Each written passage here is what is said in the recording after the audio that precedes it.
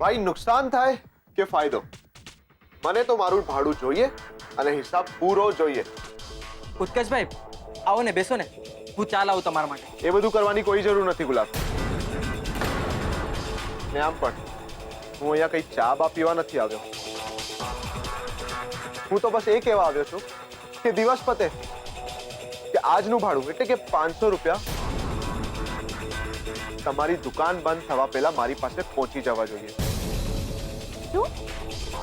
શું કહ્યું તે? 500 રૂપિયા ભાડાના?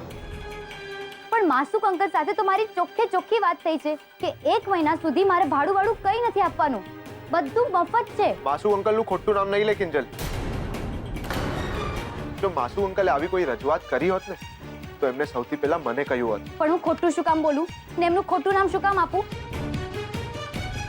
જો એવું હોય ને તો તું એક કામ કર, તું માસુક અંકલને ફોન કર. દૂધનું દૂધ અને પાણીનું પાણી થઈ જશે. કર ફોન. હું શું કામ ફોન કરું? હા, હું આવી બધી મોઢે મોઢ કરેલી વાતોમાં માનતો નથી. બ્લેક એન્ડ વ્હાઇટમાં છે, ક્યાંય લખેલું છે? હા, માસુ અંકલે ક્યાંય સાઇન કરી છે? નહીં ને? પણ ઉત્કર્ષભાઈ 1 મહિનો કોઈ પૈસા દેવાના નથી. આ વાત ઉપર તો દુકાન ચાલુ કરવાની હિંમત કરી અમે, નહીતર તો સાહેબે ચોખ્ખી ના પાડી હતી કે આ બાબતે આગળ નથી વધવાનું. જો ગુલાબ, એ તમારો પોતાનો મામલો છે. અને આમ પણ જ્યારે ડીલ મારી અને કિંજલની થઈ છે તો માસુ અંકલને વચમાં લાવવાની શી જરૂર હતી? મને તો મારું ભાડું જોઈએ એટલે જ જોઈએ. નહીં મળે ભાડું. અને હવે હું તને એક પણ જવાબ નથી આપવાની. સીધી માસુક અંકલ સાથે જઈને વાત કરીશ. અને હા, બીજી વાત, દુકાનમાં પાટિયું મારેલું જ છે કે કામ વગરનું દુકાનમાં બેસવું નહીં.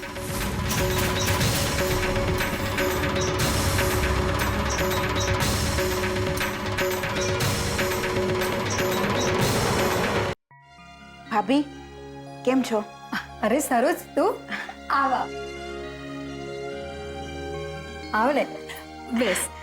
લાવ ભાભી, ચોખા હું વેણી દઉં. અરે કામ તો થતું રહેશે, તું બેસ અને મારી સાથે વાતો કર. વાતો? ભાભી વાતો તો પારકા સાથે હોય ને, બાકી આપણે તો એકબીજા પાસે મન ઠાલવવાનું હોય. ભાભી, બાકી મોટા ભાઈ અને કિંજલ વચ્ચે જે થયું એની ખબર પડી એટલે ખાસ આવી છું. કઈ ખાધું મોટા ભાઈ? વાત કરી? ના, મને તો એ જ નથી સમજાઈ રહ્યું કે કોના પક્ષે જઈને ઊભી રહું. કિંજલના પપ્પાની ચિંતા એ સાવ ખોટી નથી, પણ ઘર ચલાવવા માટે દુકાન પણ ચલાવવી તો પડશે જ ને. કિંજલના મોઢે એને ખોટી કહી રહી છું. મારું મન જાણે છે કે આ વખતે કિંજલ પણ સાવ ખોટી નથી. એને સમજીને પોતાની કડી વેચ. કડીના કેટલા રૂપિયા આવે? હા ભાભી, આપણી સ્ત્રીઓની આ જ દુવિધા છે, પતિના પક્ષે ઊભા રહેવું કે સંતાનના. નસીબે તમારે બેઉ પોતપોતાની જગ્યાએ સાચા છે, જ્યારે મારા નસીબે ખોટા.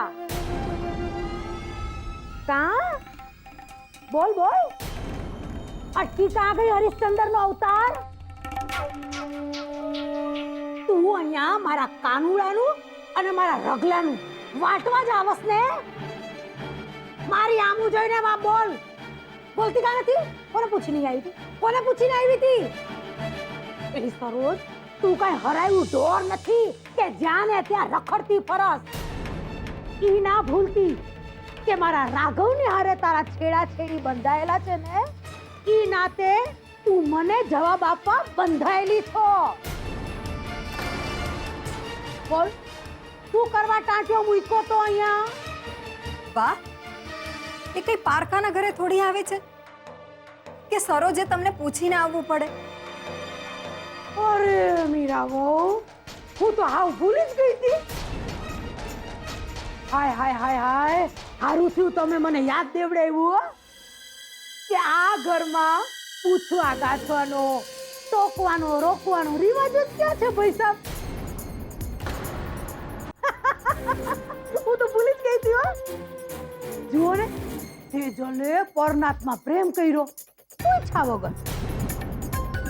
ઓલી કિંજલડીએ મોટા ઉપાડે દુકાન પાછી ખોલી પૂછા વગર. અરે મીરા બહુ, આ તમારા ઘોડાને ખૂંટે બાંધો, નહીતર ઝેર પીવાના દિવસો આવશે, યાદ રાખજો. અરે બા, આવું શું કરવાને બોલો છો? ઝેર પીવે મીરા ભાભીના દુશ્મન. તે ઈ એની જ છોડી છે. ના ના, હું તો કહું છું બોલાવો મોહનિયાને, મારે એની હારે વાત કરવી છે. બા એ સૂતા છે. અટાણે? અરે મીરાવો, ખોટું બોલતી વખતે તમારી જીભ ધડાકે નથી ધ્રુસતી? અરે મને આમ આખું ફાડી ફાડીને જોયે હું રાખો છો. એલી સરોજ, સમજાણું કાંઈ કે ઓલી કિંજલડીમાં જુઠ્ઠાણું ક્યાંથી ઉતર્યું છે? બા હું શું કામ જુઠ્ઠું બોલું? અને મેં તમને કહ્યું ને કે કિંજલના પપ્પા સૂતા છે તો સૂતા છે. એમ? તે ભલે સૂતો, હું એની રૂમમાં જઈને જરાક જોઈ આવું. એમાં તો તમારા બાપાના ટકા નહીં બગડે ને. બા ના પાડીને તમને. મેં કહ્યું ને તમને કે એમની રૂમમાં નથી જવાનું, તો શું કામ તમે જીદ કરો છો? નક્કામાં એ જાગશે, તમે એમને 2 શબ્દ બોલશો અને એ સામે 22 શબ્દ બોલશે. મારે નથી જોઈતો કારણ વગરનો ભવાડો ઘરમાં. એટલે હું ભવાડો કરું છું? અરે રે રે રે માવડી, જો તો ખરી, પણ